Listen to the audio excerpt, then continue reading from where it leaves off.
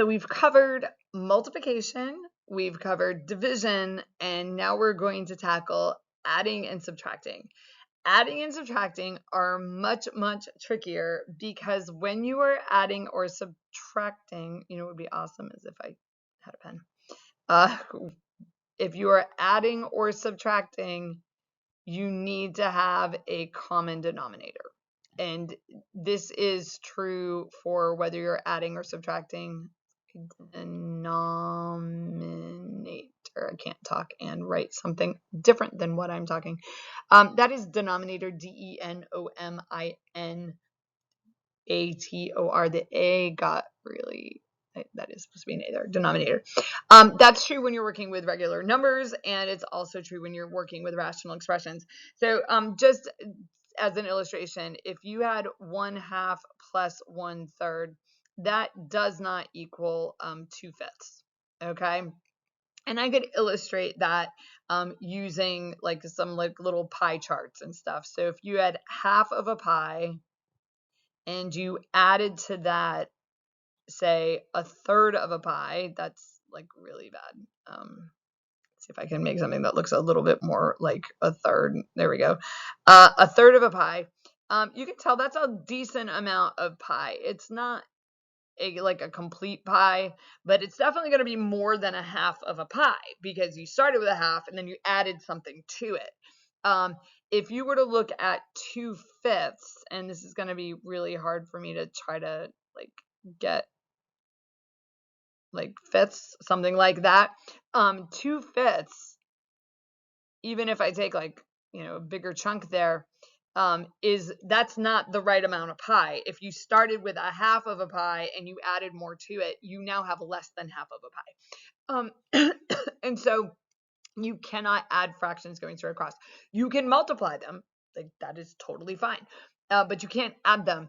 And so what you need in this case is you need to have a common denominator. And so you would go through the process of getting a common denominator. And so this is where stuff like least common multiple comes into play. Like what's the least common multiple between 2 and 3? And that would be 6.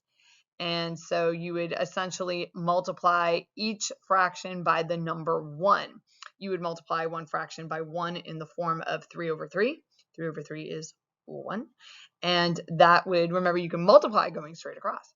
And so that would give you 3/6. And this would give us what, 2/6. And so the answer would be 5/6. So that makes more sense from our diagram over here. It's going to be less than 1. So 1/2 plus like that chunk is not quite going to get you to 1, but it's going to be pretty close. And so it's actually going to be 5/6. And there's a lot of ways you can illustrate that, and hopefully you did that someplace earlier, in school, like went through how the fractions work, but I know that a lot of students don't like them. So if it's like this with numbers where you've got to find a common denominator, it's going to be the same way with rational expressions. And so just based off what we've already done with multiplying and dividing, you can imagine that this gets like very, very messy. This is not nice at all. And if you thought all the factoring was bad, this is going to be factoring followed by a lot of multiplication in there to get the common denominator.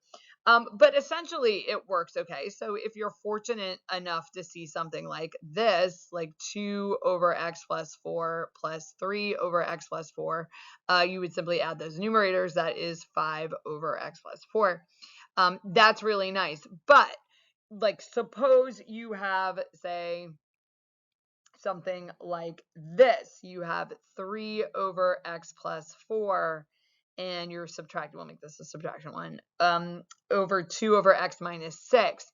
Well, now you don't have a common denominator. Now you have two totally different denominators. And so the strategy is the same. You would take each side and multiply it by the number 1, just like you would with the numbers that I did. And this is why it is important to learn the math with the simpler concepts, because then, this comes and kind of hit you over the head with whoa. But it is the same concept. So essentially what I'm doing is I'm multiplying by the number 1. X minus 6 over x minus 6 is 1, just like 3 over 3 is 1. And you would multiply going across, and you'd have some distribution.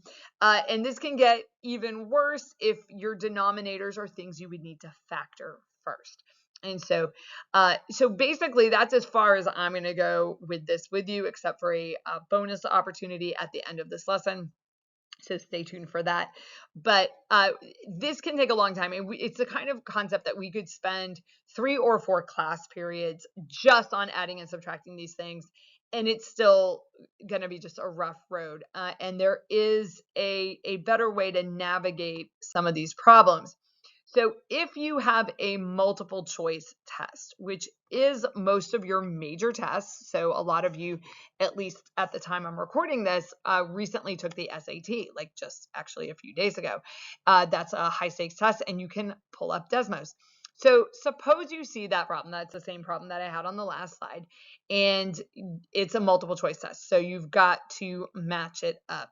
The truth is, like, the end result is just a simplification of the original expression, which means that the graph of the original expression should match the graph of the answer.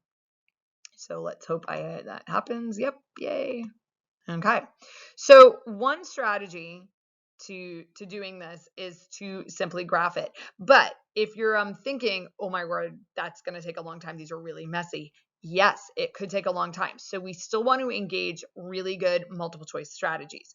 When you're looking at your answer choices, if there is something that you know you can eliminate, you don't need to bother graphing that. So as I look at my answer choices over there on the left, there isn't a way that this is all going to cancel out. So A is not reasonable. In fact, A comes from just subtracting straight across. Let me see if I don't want to mess with that. So if you do 3 minus 2, that would give you a 1. And we know we're not allowed to do that. We have to get a common denominator. We know it's not 3 minus 2. Like, even if you totally don't know what it should be, it's not 3 minus 2 because you need a common denominator. So that should eliminate probably A and C. Maybe we're not a little bit totally sure with the C because maybe the 1 could have come from somewhere else. But if you did like x minus x, that would give you 0, and then 4 minus 6 would give you the negative 2. So we probably don't need to check A.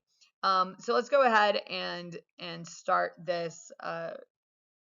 So I'm going to type in the original expression, and getting fast at doing this is another reason that I want you in Desmos, so that when you need to be able to do this quickly, you're not looking for the buttons and the keys. So that's my original expression. My answer choice, the one that works, it should match up exactly. Now, if you wanted to graph the negative 1/2, or I guess it was like 1 over negative 2. It just did the calculation. In fact, I should have done this up here. Let me back that up for a second. Do y equals. You'll notice that it doesn't really look any different. It's just sometimes there are a couple of things that you can do when you graph it that way. To see the graph of this, though, I do need to put in y equals. And you can see, nope, not the same graph at all. And yes, you could save yourself some time. Now, another hint there is if you look at B and D, B and D are only off by the minus in the numerator. One of them is minus 26. The other one is minus 10. And you'll notice that C also has the same denominator. So when you are cycling through your answer choices, I'm going to go ahead and leave the 1 and type in the denominator, and that gives me C.